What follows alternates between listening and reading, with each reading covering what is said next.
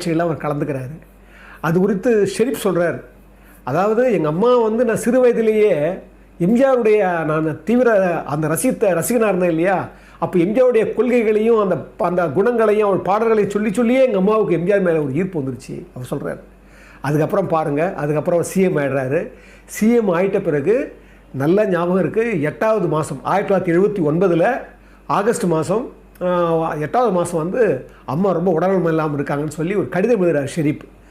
அம்மா வந்து உங்களை பார்க்கணுன்னு நினைக்கிறாங்க, அவங்க இறந்துருவாங்கன்னு நினைக்கிறேன், வயது 105 ஆக போகுது, அவங்க அந்த முடியாத நேரத்தில் உங்களை மட்டும் பார்க்க நினைக்கிறாங்க, அதனால் நீங்கள் வான்னு சொல்லி அந்த 79 நீங்கள் முடிஞ்சால் வாங்க. அப்போ வந்து ஒரு ஷெரீப் வந்து தென்னாக்காடு மாவட்டத்துடைய எம்ஜிஆர் மன்ற தலைவராக இருக்கிறாராம்.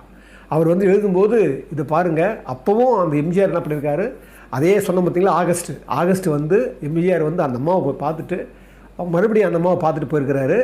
அதுக்கப்புறம் ஜனவரி மாதம்